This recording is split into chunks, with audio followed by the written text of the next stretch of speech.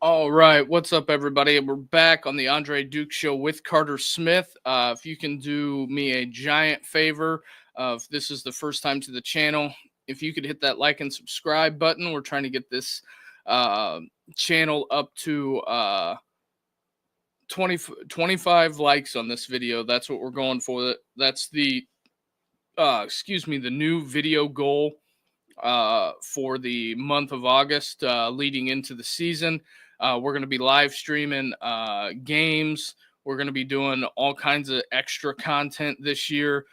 Carter and Richie will both be back here in the near future. They're tying up some loose ends that they got going on. So there is that. That's what we have going on. So, with that being said, like I said at the top of the show, hit that like and subscribe button and help us grow this thing. Just going down the headlines here quick.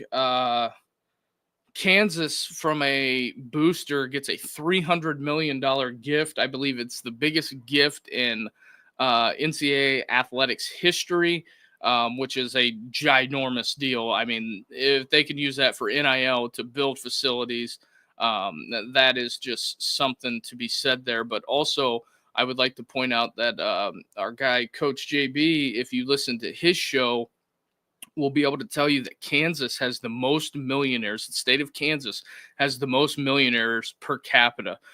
You always got to cite your source on that one. I did not know that, but that is something to be said there. So, shout out Coach JB. He's on a little break right now, but yeah, $300 million.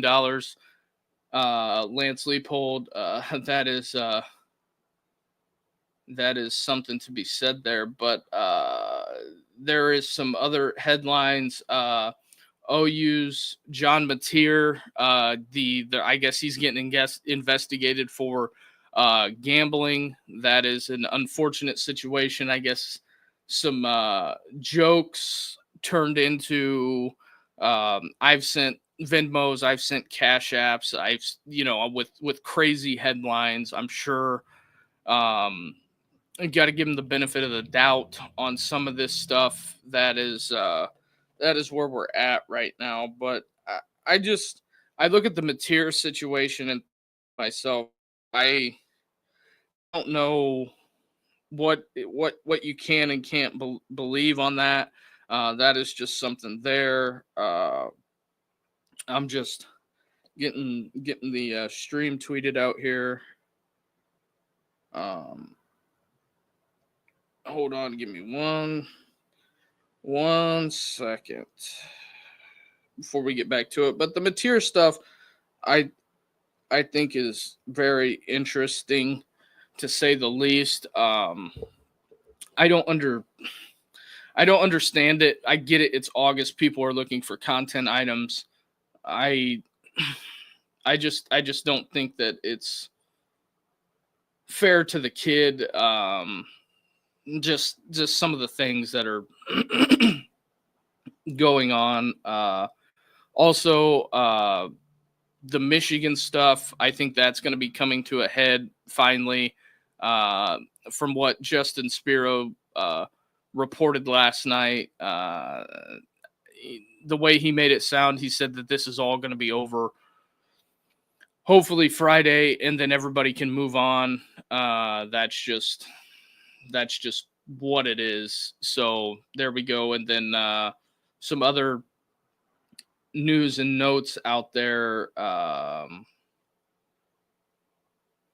The NCAA is gonna I guess the NCAA is gonna crack down on the fake injuries. ESPN.com's got it up. Officials will be cracking down on college football players for the fake injuries. These are changes for the 2025 season. The National Football Foundation announced in a Wednesday its annual summary of rule changes combating the practice of players faking injuries to stop the game clock when an offense is primarily on the offense. Beginning this season, if a player on the field presents an injury after the ball is spotted for the next play, the team will be charged a timeout. If the team does not have timeouts, it'll be assessed a 5-yard delay of game penalty will be assessed. The player must remain out of the game for at least one down, or even if that team is granted a timeout, may not return until the approval of a medical professional. So that's what's going on with the injury faking. I would say on that one, I think you know who the culprits are on that one. That's just something to be said there. Trying to get to it. And Oregon suspended one of their top players indefinitely. Dan Lanning pretty much said he needs a break from us and we need a break from him. So it sounds like there might have been some issues about showing up or something of that sort. Don't know what's going on with the kid. And Dan Lanning did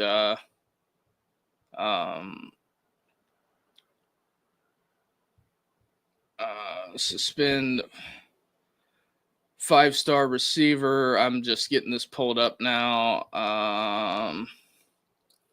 There are some pieces of what I felt like he needed a break from us and we needed a break from him. That's so we could focus on what's in front of us, wishing him nothing but the best as far as success. Want to see him get back to where he can be a contributor somewhere. That might be here, that might be somewhere else.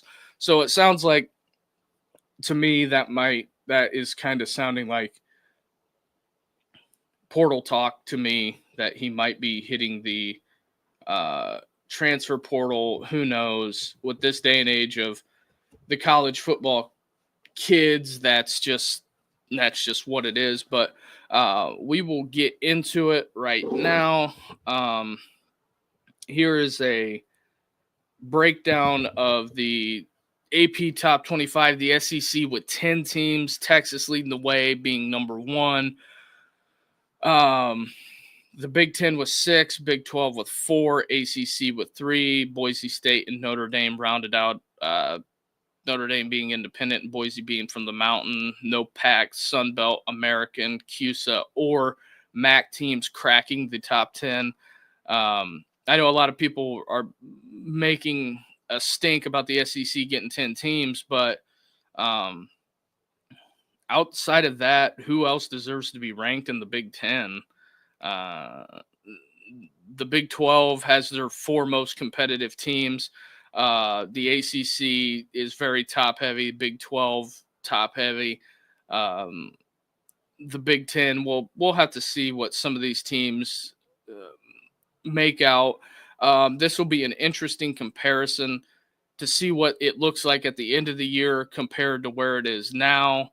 I know the folks at Missouri felt like that they were snubbed a bit. I kind of can say I kind of can't blame them on that front.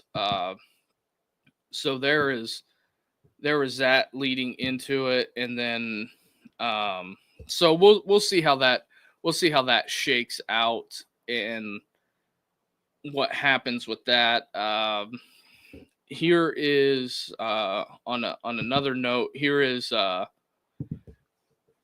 Josh Pate's top quarterbacks.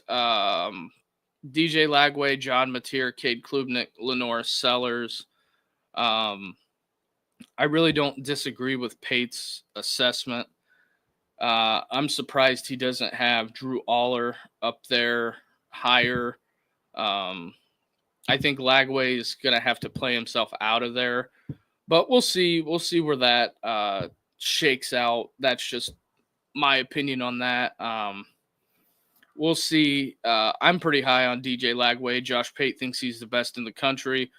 We will see come this year. That's what a lot of this is. A lot of the offseason stuff is pure speculation, the predictions and all of that. I just look at it and think that at some point we're going to suit him up and play. And like I've said, we're going to be having those live streams on. If you want to watch an alternative broadcast, we'll only be doing the big games. I know for week one, real week one, it is going to be Ohio State, Texas, Alabama, Florida State, then Clemson, LSU. Those are the first three games, and then we got a Big Ten doubleheader after dark. So that is what's on for week one. I think week 0 we might do Farmageddon, Iowa State, Kansas State. So a little self promotion here.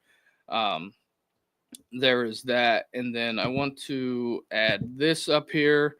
The highest career sacks per game average in college football history. Just some unbelievable guys on this list.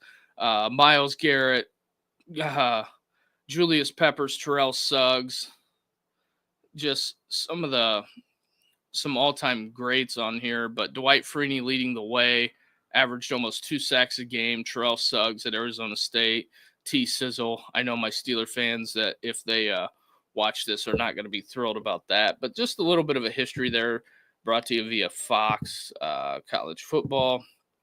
But yeah, that's just kind of where we're at here. I thought this quote is kind of old, but it's kind of funny. Kirby Smart on his playing time at Georgia. I don't think Kirby Smart now would recruit Kirby Smart then. I find that real interesting. And also, I think it's kind of interesting that Kirby's still got the same hairstyle from the early 90s. Guy's got a great head of hair, but that just goes to show you how much the athletes have changed in college football. Kirby being a safety, I do believe.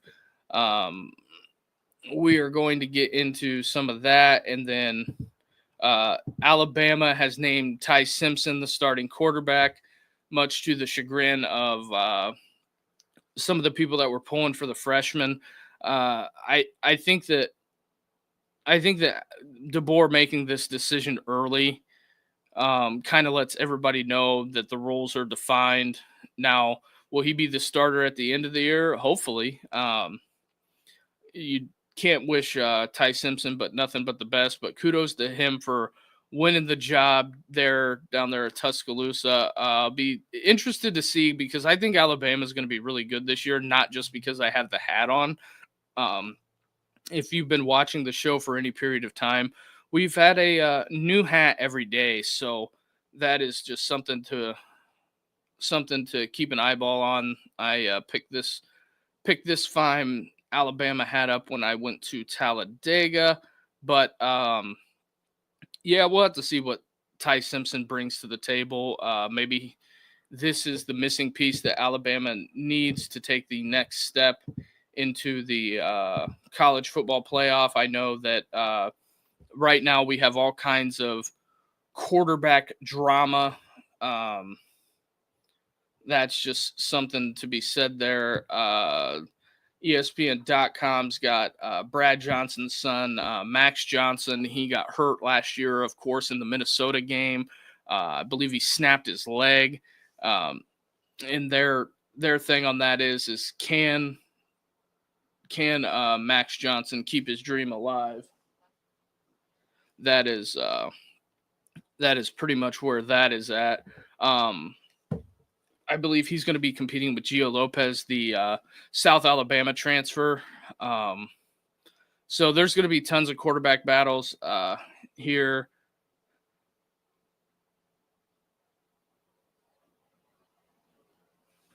Dave's here coming in with the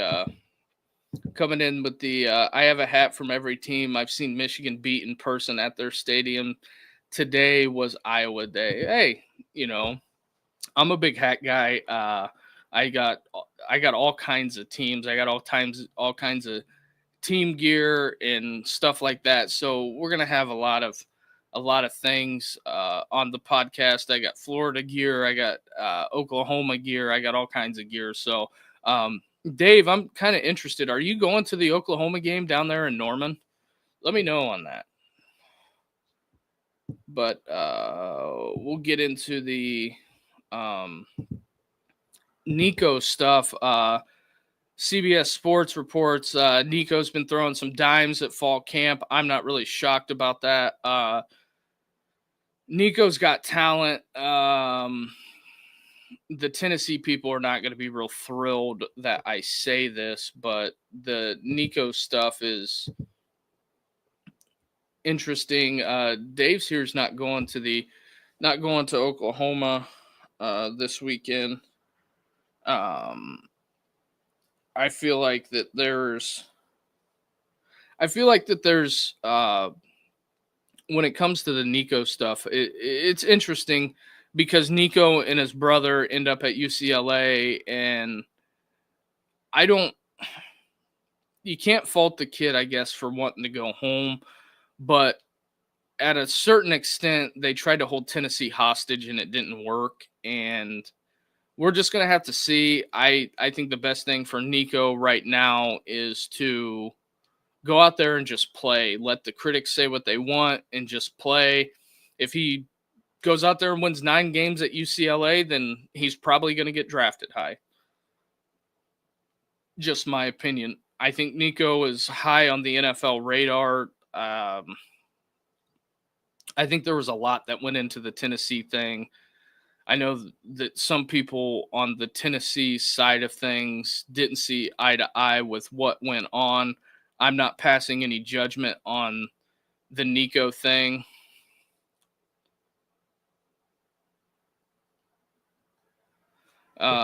Dave's here said, son picked New Mexico, Michigan. I can't spend actual money to see that. Yeah, I get you on that. Because this is also my thing. I think that since they have the playoff now, I get it. People love bowl games, but I think they should let the bowl people just draft games and host them. This is just my expanded theory on the bowl thing. They should let the teams or the bowl people, they get to pick one in week 2 games and hold the bowls at, like, you don't think that they could hold a bowl game at Doak with Alabama and Florida State, Ohio State, Texas? Because you can't give me the excuse of the Access Bowls complaining about whether it's August, because you could have the trying to think of the GoDaddy Bowl at the Horseshoe, and all the GoDaddy people go up there and do all advertising and all that stuff like that, instead of having, I guess, meaningless bowl games at the end of the year. That's just my thought on it. Some people disagree, because the school doesn't lose the home game. I don't know how to. I guess that would be something that I would look at. I don't know how you 100% officially stop the opt-outs and everything going on that's associated with the bowl games. That's just my opinion, but I would probably catch some heat on that, but I just don't know what else you want them to do, because a lot of times the kids at the end of the year don't want to play in those bowl games. I get it. It's what it is. They've kind of created, I wouldn't say they've created the culture of the bowl games not meaning anything, but it's just what it is. Just something to be said out there. Also, we got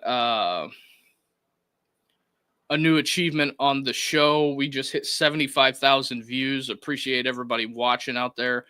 Hit that like and subscribe button and help us grow this thing. And we will keep the show moving. This is something I found interesting. Penn State, Ohio State should be undefeated going into their matchup. This is the 3rd straight season the Big Ten has number 2 playing number 3 in the AP poll. It's a shame that this game is at noon. Again, Fox in the big nooner, taking whiteouts and blackouts away from the folks of these great fan bases. In my opinion, this game should be played at night. in my opinion, the Texas game should be played at night. I know I've been banging the drum for that. Fox has their agenda, and as college football fans, we have our agenda. But then again, Fox kind of got us over a barrel because we are going to watch the matchup. That's just what it is. There is no definitive answer on how to fix it. I don't think Fox is going to budge. They've got their big ticket items, but the biggest thing that I think Fox is going to do is I think they're going to force the Big Ten, because there's going to be a lot of squawking out of Ohio State, Michigan, Penn State, probably Oregon, saying, hey, we do not want noon games. That is the be all, end all, period. I think depending on how their media rights deal comes up for negotiation, I think that Fox is going to displace themselves out of the big ticket items. I would think the Big Ten has enough money to start their own TV network. I don't think they need Fox per se. But the big thing is that when it comes to college football game times, I know the Blue Hairs at Ohio State love it. Probably the Blue Hairs at Penn State love the big game at the big nooner. I'm sure game day will be there for that game. It just, the whole Fox Big Noon thing is such a turnoff, because I don't know about most people, but a lot of people work Saturday and they don't want to. Dave's here does say, I think it's all about nothing. The deal is the deal. Yeah, I get it. Kevin Warren signed that contract and then he bowed out and skedaddled. But also, I still harken back to Kevin Warren whenever he was thinking about shutting down the Big Ten and not playing when his son played at Mississippi State. And the SEC said, we're playing, so deal with it. So that's just kind of where that's at. I don't quite understand it. It's just a very bizarre outcome on this. I get it. The deal is the deal, Dave. You are correct about that. So we're just gonna take it day by day, I guess. Whenever the Big Ten can get out of their Fox deal, which I think is 2032. And I was going to talk about the conference realignment has crept up into discussion points. And this is where I think it's going to get interesting.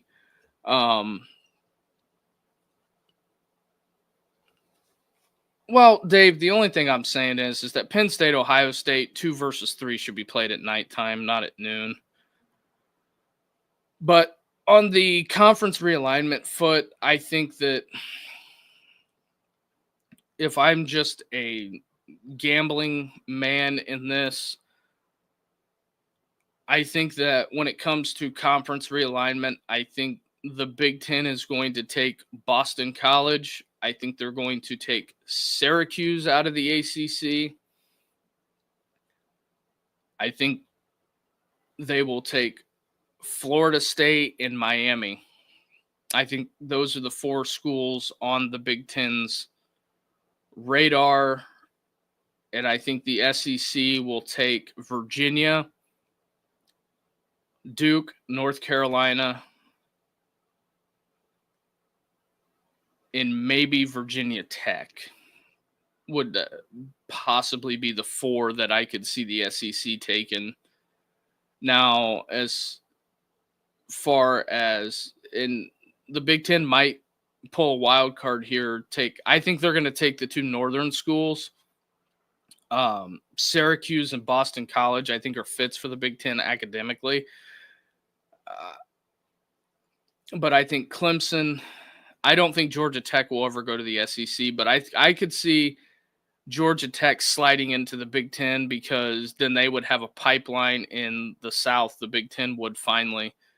And I know Greg Sankey, I don't think they want and I could see maybe Miami, Georgia Tech, Syracuse, Boston College going to the Big Ten. As far as Louisville, NC State, Pitt, SMU, Stanford, Cal, Wake Forest, it's either the Big 12 or the American. I think Wake Forest probably would slide into the Big 12. I don't know what Pitt will do. Pitt is kind of in no man's land. I don't think the Big Ten wants Pitt. I don't think Pitt is an overall fit. Louisville would want to get into the Big Ten. I don't think they'll take them. So I think that they're back to the American. And I think the American would pay money hand over fist because their TV rights deal, when it would come up for negotiation, would go probably through the roof if they added some of those schools. And Stanford and Cal, I think, go back to the Pac-12. I think it will be fun while it lasted, and I think that the Big 12, SEC, Big 10, and the American will gobble up the ACC, and they'll take the SEC will get their pick of the litter, and then the Big 10 will take what they want, and then the other schools are going to be forced to join the other four conferences. And I don't think Wake Forest has the stomach to try to join the Pac-12 with all that travel being on two different coasts. I think Cal and Stanford are to the point to where they can't really they really don't have any options. And I'm sure Cal and Stanford will want to try to keep the ACC alive as long as possible. The Big 12 obviously didn't take them. I think Cal and Stanford going back to the Pac-12 would probably help both of their programs as far as wins-wise. I have to see what kind of TV deal the Pac-12 can put together and sell to TV providers or the networks. But NC State, Pitt, I think SMU should have joined the Big 12 just on principle. Because they could have came in there and been real competitive. I don't think the Big 12 is going to go anywhere because you have too many mainstays like Oklahoma State, Colorado. What really hurt the Big 12 is when Texas and Oklahoma left. That's why they took BYU, Cincinnati, Houston. They had to, in TCU, they had to keep it going, and UCF. So that's kind of where that's at. We'll have to see where it shakes out. But in other news, we will look at where all the SEC teams are ranked. Texas 1, Georgia 5, Oklahoma 8, LSU 9, South Carolina 13, Florida 15, Oklahoma, so on and so forth. Tennessee coming in at they got the 24 spot. I'm not shocked the Vols are there with the loss of Nico. We'll have to see what Tennessee is. We're going to see that right away with they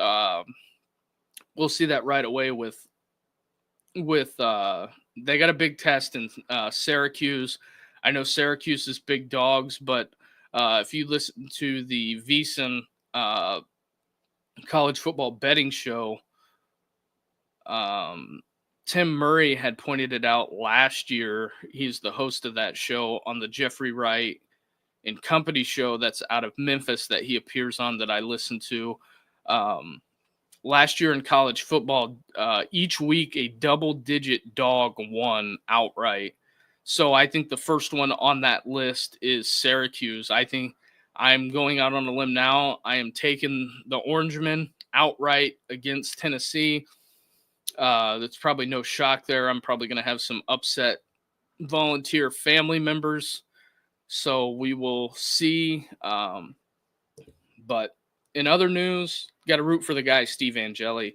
The Notre Dame quarterback job, I guess this is what is coming out of there with Marcus Freeman, CJ Carr. On 3 reported this new Notre Dame QB CJ Carr and Kenny Minchie are neck and neck with no clear separation. I find that very interesting. CJ Carr was hurt for a bit last year. This is his full chance going into it. Sid, what's up? Miami convince Indy will lose. The Miami game is going to be very interesting on that Sunday night.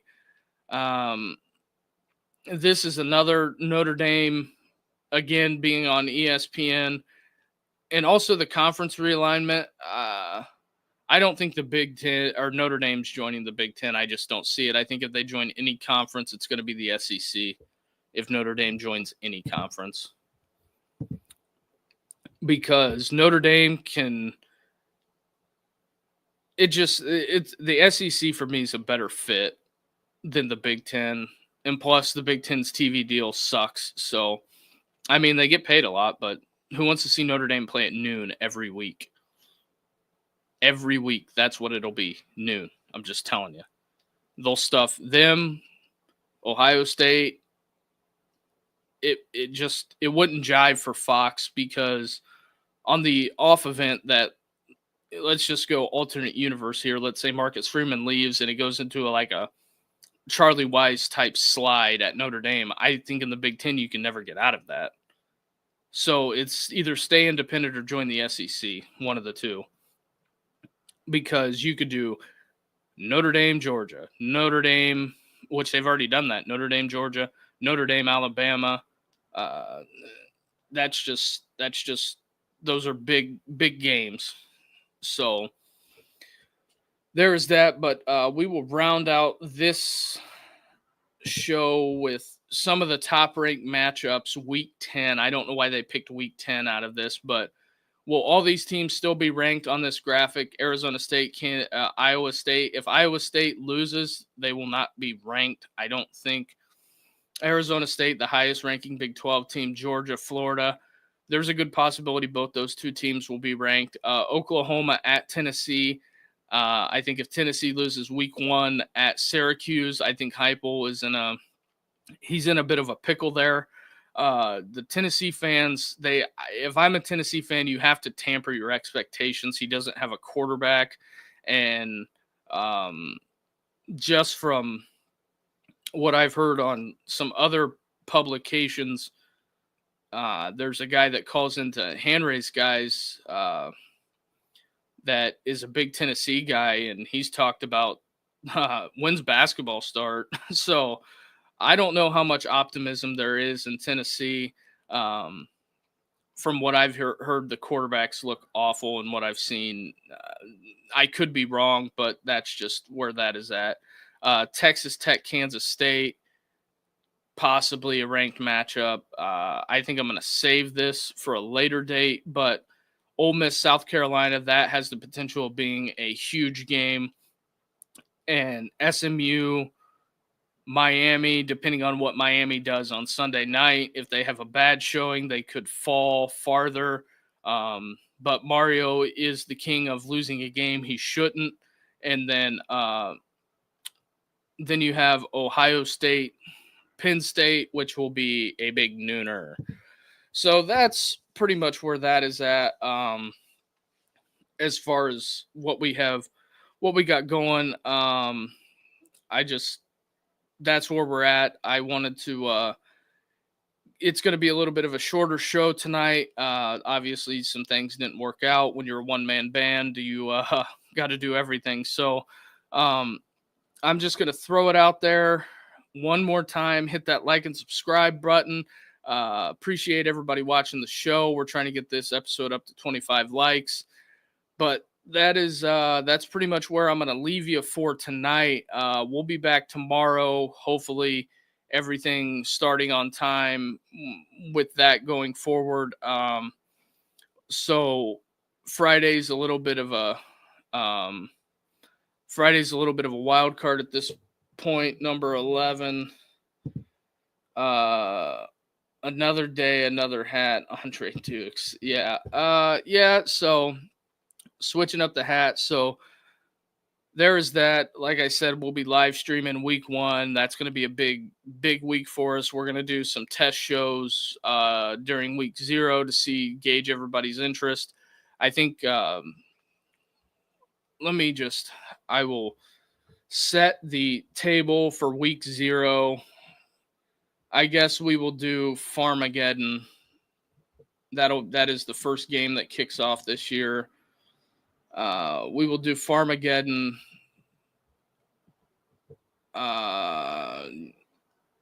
In a combination of UNLV, Idaho State, and then I guess we'll bite the bullet and watch Kansas, Fresno, and I guess probably going to be Kansas, Fresno is probably the best one, and then we might stream the second half of Hawaii, Stanford, just depending on, it might be a dual stream, Sam Houston, Western Kentucky, a dual stream there. So that is kind of what's on the docket. But week 1 is going to be the big one for everybody here at the Andre Duke Show with Carter Smith. But with that being said, hit that like and subscribe button and help us grow this channel. We are trending forward. We're up to 350 subscribers. Like to see 400 before the start of the season. With that being said, everybody,